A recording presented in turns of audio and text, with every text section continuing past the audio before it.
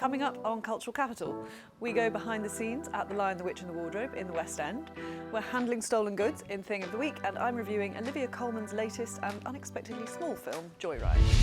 First though, let's head into the closet with the amazing actor-musicians bringing Narnia to life on stage. Lion walks.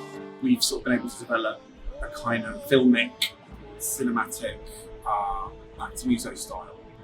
So the production is 90% music, really, either through scoring or through song.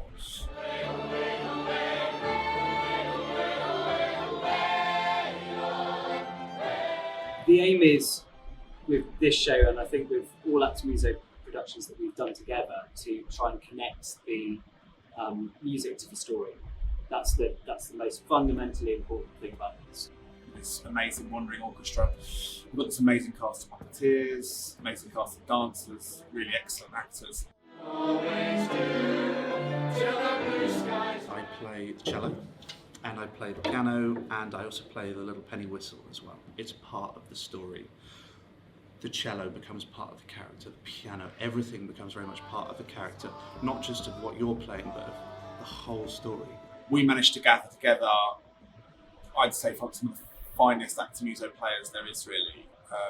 We have some amazing violinists, amazing accordion players, all that we've sort of picked up through time, and they are exquisitely talented and able to do unbelievable things physically while playing at the same time. I wouldn't say we wrote the music for those individuals, but we know exactly what they can do, which is basically everything. They're the sort of company that just enhance everything that we've done musically and make it sound better than, sometimes it is.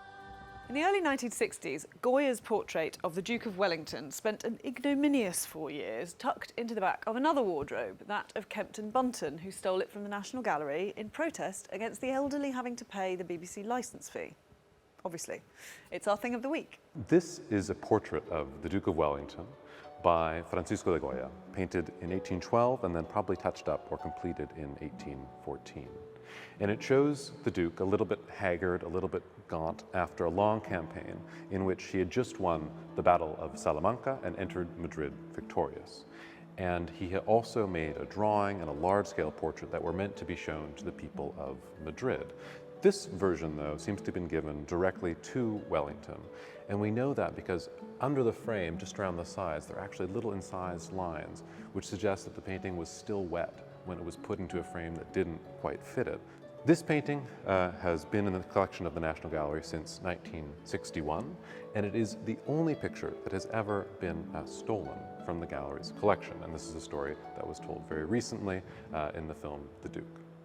Now it's the 60-second film review. There are basically three characters in Ema Reynolds' sweet, funny and totally implausible road movie. A mother, a father and a son, not all of whom are related but who can't seem to get away from each other. When teenage Mully runs away from his petty criminal dad after an argument, the car he nicks to make his getaway turns out to be carrying two passengers, Olivia Coleman's caustic solicitor, Joy, and her brand new baby girl, who is a complication Joy did not expect. She has her own reasons for wanting to get out of town, and the two end up stuck together on a trip to extricate themselves from their respective situations. Charlie Reid's amenable Mully is the beating heart of the film, and his chemistry with Coleman's Joy is the main reason to watch this. The script is sharp and funny in a way that only works in an Irish film. If you had people being that rude to each other in an accent like mine, it would be tantamount to abuse. And Reid is such a delightful presence that you almost forget that the story is ridiculously far-fetched. I'm not a huge fan of the woman must really want baby as a central concept, but let yourself ride with it, and it's a touching tale about parenthood and how horribly complex and at the same time utterly simple it really is.